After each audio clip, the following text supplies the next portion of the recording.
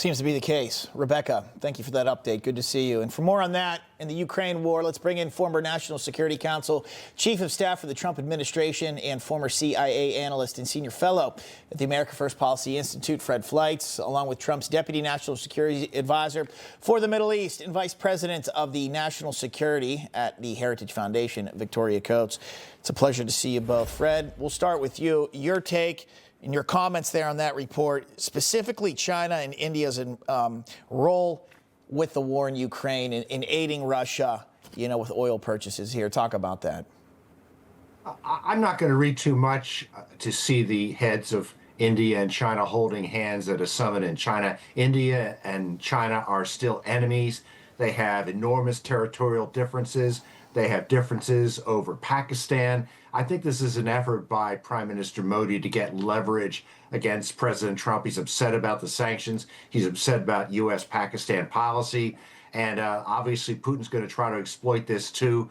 But look, Trump is the top dog, and I think all these lesser dogs are getting together and plotting to try to find a way to offset his influence. I don't think it's going to work.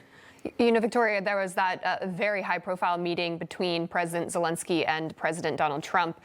President Trump has made it clear that he is still trying to get a sit-down interview between those three major leaders, Russia, Ukraine, and, of course, himself, the President of the United States. Do you foresee this potentially still taking place? Is it still a possibility that there could be this trilateral meeting? Oh, I do. I think this is the diplomatic equivalent of what you might have called a long, hard slog, that this is going to be a really torturous process, but it doesn't mean that progress isn't being made. And I agree with Fred. The visit by Modi to China was an attention-getting device. He wants President Trump to pay attention to him.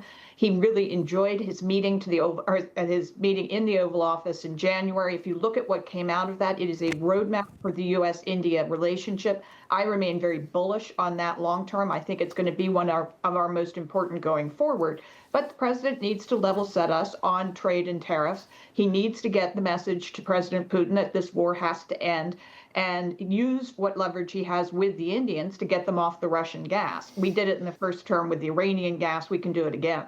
Fred, let's talk about the end, potentially, the hypothetical end of the war and what that could look like. So the president of the European Commission, Ursula von der Leyen, she says that President Trump has actually already made it clear to her and others there will be an American presence in a post-war Ukraine. Will Russia ever come to terms with that or be okay with that?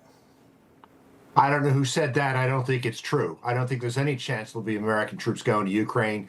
European countries shouldn't be saying things like that. I think if there is some kind of security force to make sure that Russia doesn't invade again, it will mean Ukraine being armed to the teeth and some type of neutral peacekeeping forces deployed along the border. There's a number of nations that have experience in this. India is one of them. And that only works if both nations want peace. But in terms of European ground troops or American ground troops, I don't see that happening. I mean, so many European nations now want peace. President Trump says this has gone on long enough. He wants peace. We can only hope that peace is coming soon. But Fred, Victoria, thank you so much for joining us.